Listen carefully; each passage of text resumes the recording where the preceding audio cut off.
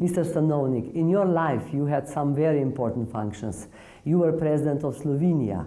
You were Executive Secretary of Economic Commission of United Nations for Europe. And now you are President of Veterans Association of Slovenia. Can you tell me at what age did you start to be a leader? Well, when you ask me about the age, it was age of 18. And I could even tell you the exact date. It was on March 25, 1941, which was the day when the former Yugoslav government signed the tripartite agreement with Hitler. And that was the reason for the popular uprising, for the popular uproar against the government and this signature. And as a young, actually, first year's student at the Ljubljana University, I was leading the demonstrations against the signature, which, as you know, resulted in the overthrow of the government. Because demonstrations like here in Ljubljana have been all over Yugoslavia, apparently the most violent ones in Belgrade. And this was also the occasion of my first public speech. I delivered the speech in front of Primož Trubar, for whom you know is a symbol of Slovenian nation, as this is the personality, the Protestant who brought literacy to Slovenian nation, and in such a way he is a founder of the nation in a way. Now in front of this monument, there at the park of Tivoli, I delivered my first public statement. And this was also the beginning of my public career. That's very fine. And did you think that this speech was so good because you were so committed, you were so engaged, and you had also very good communication skills already then? Yes, all of that. It was my speech, as far as I could remember. I don't have the text of the statement anymore. But as far as I do remember, it was on the outline of, at that time, a rather well-known historian, Bogo Grafenauer. And his thesis was, and this is what I have expounded it in my statement, that for the world, fascism and Nazism is an uncivilized doctrine, while for us Slovenes, it is actually the danger of our existence. And accordingly, the moment when Nazism was on the northern border of our country, we were aware at the time that this means the threat of genocide. And for that reason, I think, and as far as I remember, I was even quoting a verse from Prešern's poem in saying, it is better to be in the darkness of death than to be a slave but alive. And this apparently was then a slogan which brought the younger generation into very massive demonstrations, in which practically the entire population of our capital city joined. You operated in very different political, economical, and social environments. Can you tell me which one was the most difficult in terms of leadership for you? Well, thinking backward, I would say that the most difficult was the political assignment at the moment when I was president of the presidency. This was in the late 80s, at the moment of, let me say, breakdown of the former post-war regime, the transition towards democracy. I was leading at that time the presidency. It was my responsibility at that time to counter Slobodan Milosevic and his intentions at the federal presidency, at the same time to establish firm roots for Slovenia's self-determination, which we did by the amending the Slovenian constitution, because I have insisted that the entire process of Slovenian independence must be strictly legally based, that we should not do anything which would be counter to the constitution or to the existing law. Therefore, I say if we have to do certain things, we must first then change law. And then, according to the constitution and the law, fully, legally, regularly proceed. Now, this was a very difficult time because, particularly among the younger generation, there was little understanding for this, I would say, legalistic approach. Their attitude was rather, let us do things, and we don't mind whether this is in accordance of law or not. The important thing is that we have the majority behind, and accordingly we do it. Now, my argument was, yes, of course you could do it, but the international community will not recognize that. Accordingly, if you want to create a new situation and gain independence internationally, then you must know that others will have to justify their own recognition of an independent state in their own parliaments. Accordingly, you must obey the law, and you must synchronize your political or militant action strictly with the legal framework.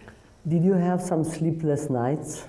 Very many. Now, when you say sleepless, I was speaking not far away from here on Pokljuka, and I started my statement by saying, at my sleepless nights, I'm thinking over of this and that, and then an old lady came with a small bottle of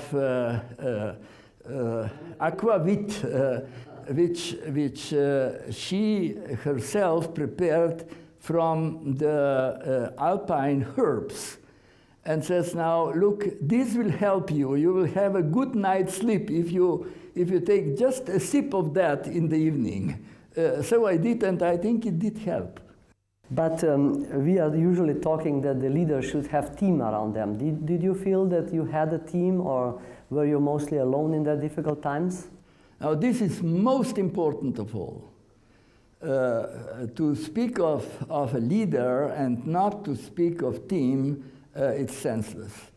Namely, the first and the most important thing in my life experience in leadership is to have the right type of team, and then to have, I would say, the width to work with people. You cannot, just like Jesus Christ, individually lead and solve the things. Even people like historical figures like Roosevelt or Churchill or Stalin, whomever you want to quote, even them who had tremendous charisma would be absolutely unable to do things alone, even though they had tremendous public appeal and public support, all of them. But still, would they not have the people who were able to read their mind and then to act individually? It would be impossible for them even to make such an historical impact as they have actually done. On the basis of which criteria did you choose the team members? Well, it's difficult now to distinguish or to separate criteria. But particularly as people are complex in their nature, they do not have only one particular ability, but many which then intertwine and make then the totality of a personality. But I think first, in my view, is trust. Unless you have a companion in the team which does not play, I would say, in full harmony with everybody else, even he may be very able in his own field, but if he is not able to cooperate and collaborate with others, sooner or later you will have a vacuum in a certain area, and particularly in a team, you could and should never tolerate clashes among personalities. And this very often happens. You could have two brilliant people, but who just don't see eye to eye.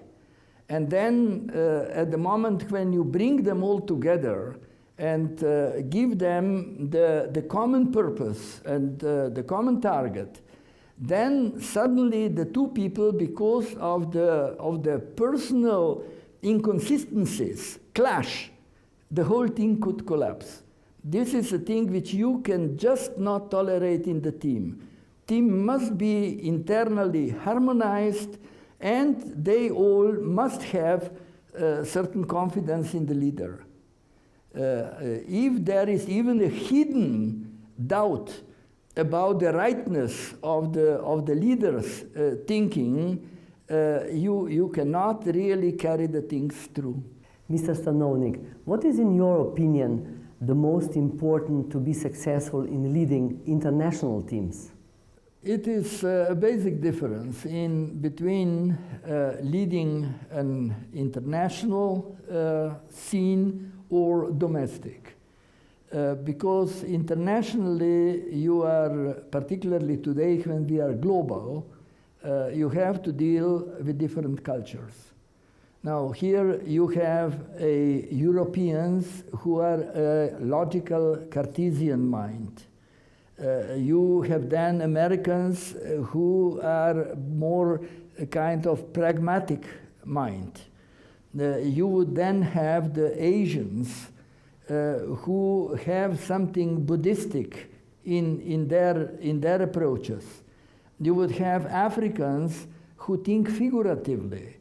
Now bring then these people of completely different cultural backgrounds to a common denominator is sometimes very, very difficult. Because you see the background of their own position which they take is so much different. Now it is a great advantage in the fact that nowadays people are educated in larger international educational schools or establishments. And therefore, they also learn at the university, in schools, a kind of a unified logic. So when you, in the United Nations, then meet the people, they are like Sir Randall once at the concluding session in the United Nations very nicely said, namely, you have, I always called that Thanksgiving session, namely when you complete the session, then everybody is thanking to everybody else.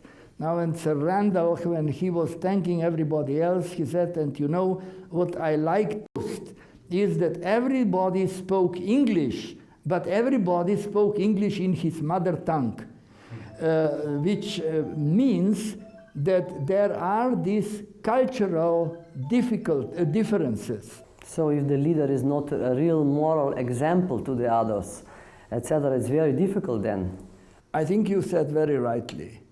You used the word moral example, which in my view is very often neglected or ignored.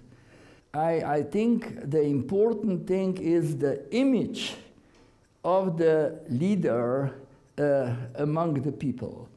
People must have the trust also in your personal behavior.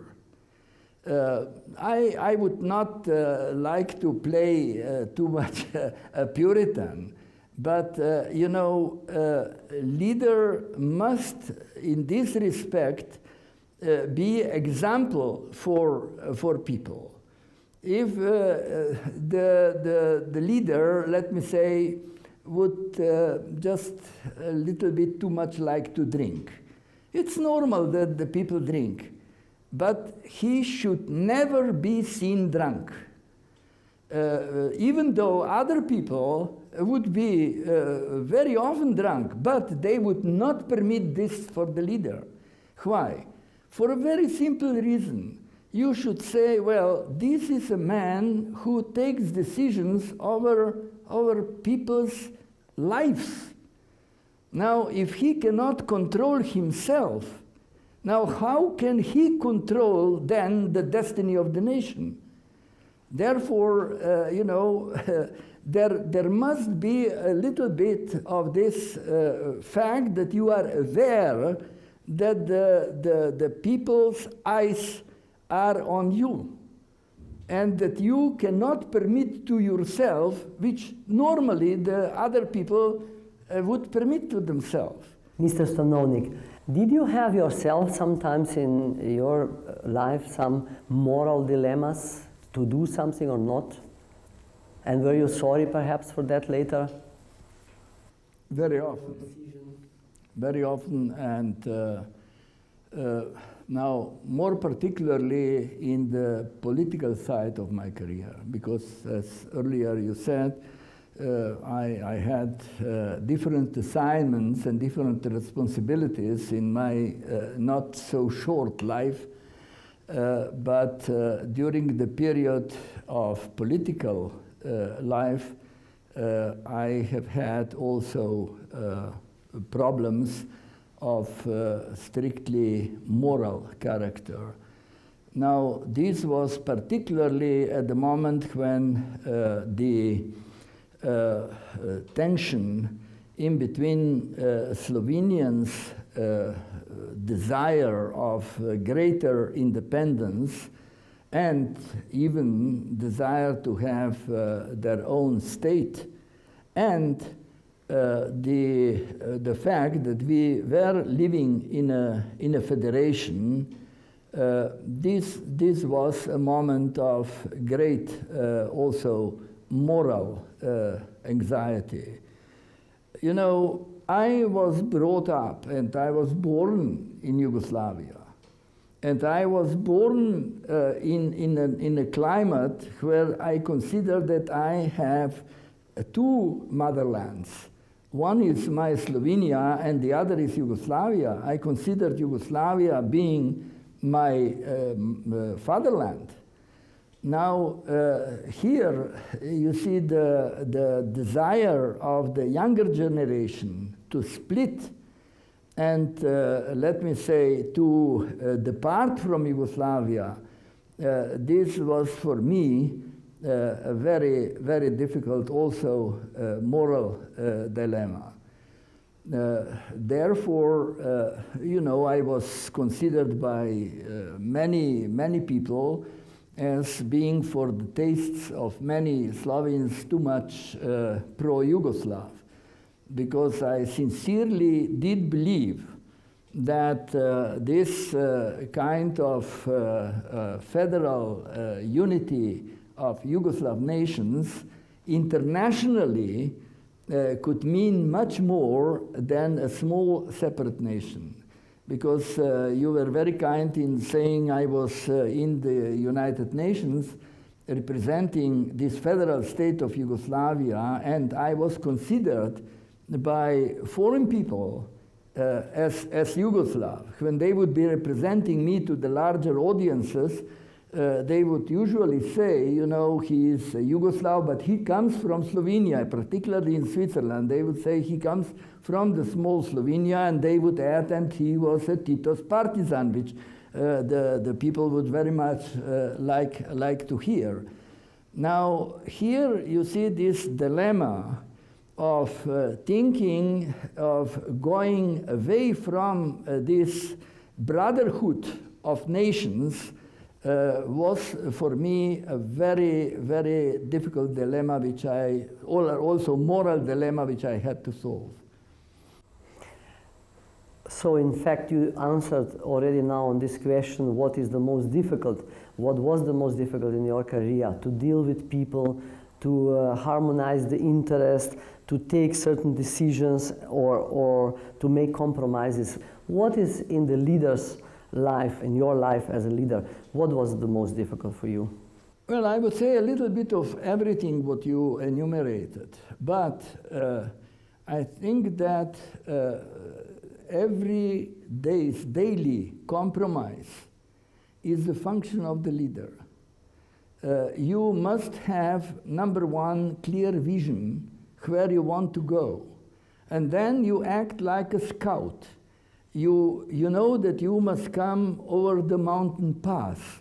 But whether you will come straight forward or in zigzag way, this is the I would say, impromptu or the decision on the spot.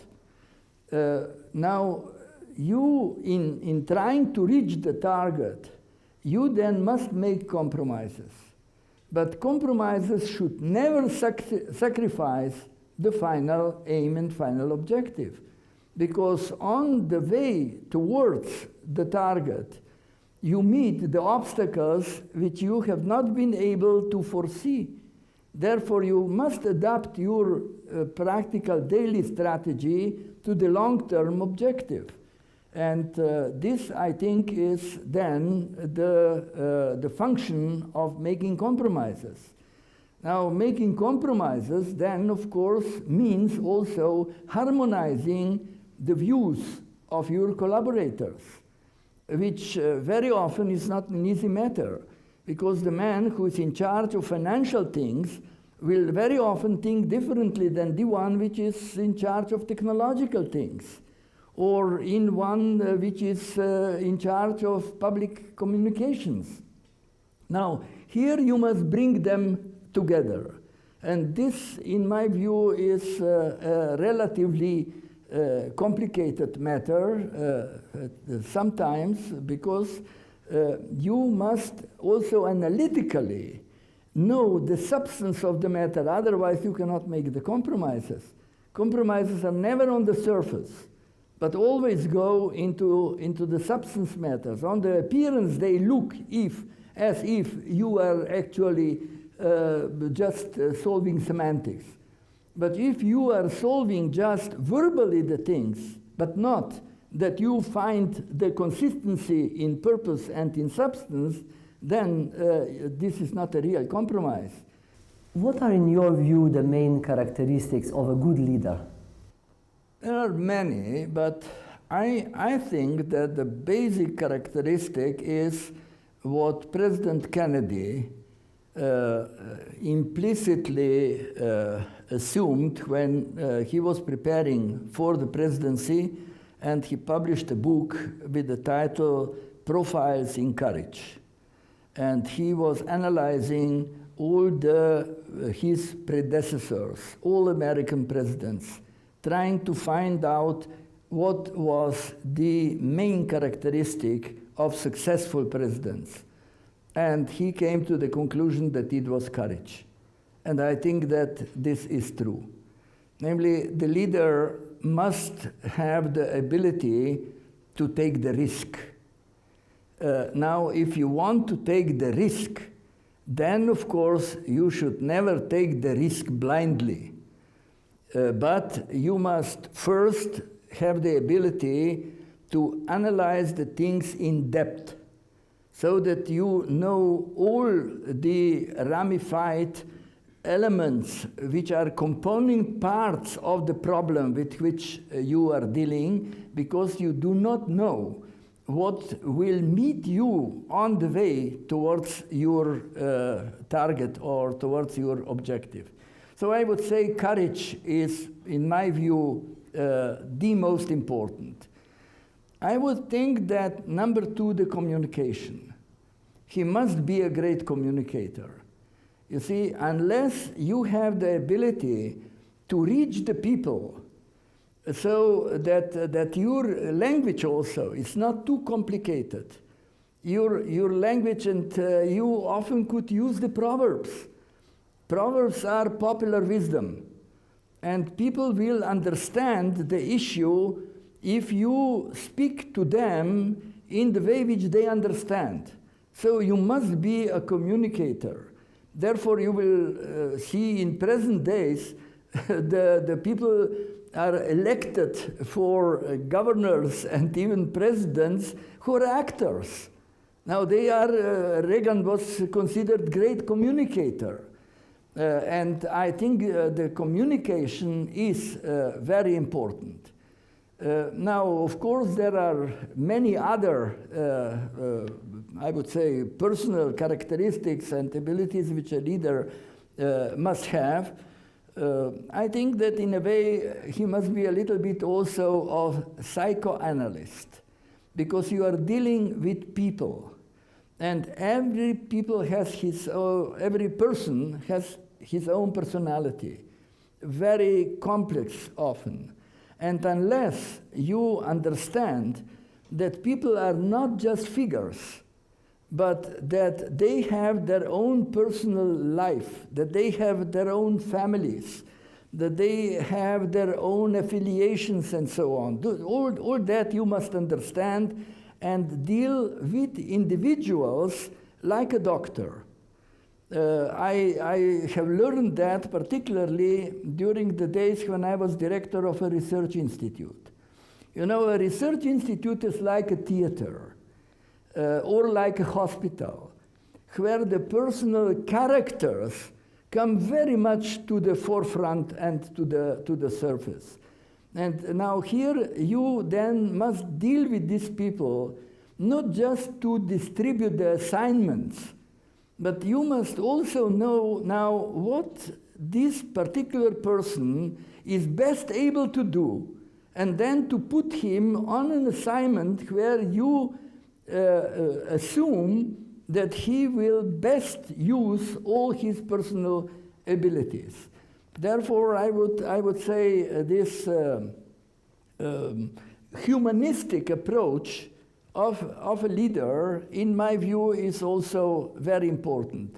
But last but not least, you see, for the leader has two branches. One branch is the collection of knowledge. This gives you wisdom. But during the life, you know, you do not collect also what the science produced, not only knowledge, but you also collect the life experience. Now, this then, the life experience, does not give you exactly the wisdom, but it gives you the prudence. Now, the combination of the two, namely the knowledge, which means to what point the scientific research has come, and on the other side, the collection of the life experience, which is undefinable. I cannot give the clear definition of what this actually means. But the experience which you accumulate, collect over your life, the combination of the two, in my view, then gives what needed. What is, in your opinion, the difference between leading a business and leading a country, a state? The difference, in my view, is very big and substantial. You see, business is for profit, and politics is for glory. And if you mix the two, then you are lost. I think that the greatest problem with socialist order was the fact that they were leading economy for glory. They were building factories not to produce more and better, which is the purpose of economy, but they have been building factories for personal glory. And the opposite is again true. If in politics you pursue only profit, then this does not give you the advantage of a democratic society, which, as the Russian author Dudintsov said, that the man does not live on bread alone. The man needs other things but bread. And therefore, in the politics should not be only a kind of business enterprise, but should be a kind of a complex, I would say, mental hospital. Mr. Stanovnik, now that you are a president of Veterans Association of Slovenia, tell me, what is your drive? What drives you to be so good and so successful in this organization? That's a good question. I would say a little bit of nostalgia. You know, I started my life as a guerrilla fighter, and I collected, let me say, my university was actually in the forests. This is where I learned how to lead a small guerrilla detachment and take responsibility over the lives of the people whom you are leading. Now, my then life road or highway has led me into very different assignments. Now, when I come to the end of this visit to the planet Earth, I come back to my youth. And as I see that the present day's society does not correctly appreciate, neither do they exactly know what did happen during the Second World War, when we are faced with the danger of genocide, and when the best of our, let me say, inner selves has come forward in the popular resistance to the genocide. Unless the people understand this, we as a nation will not be able to stay. Now, therefore, I feel a bit, let me say, patriotic duty, and I feel that the ideals to which I have devoted actually my life are still the ideals which I would like to leave behind and to transfer to the new generation. Therefore, as you could see, I am now leader of the Partisans Veterans Organization, where I meet all these octogenarians like I am myself, but I could tell you I feel back in the family and I feel very happy. Thank you very much, and I wish you a lot of success in all your future endeavors.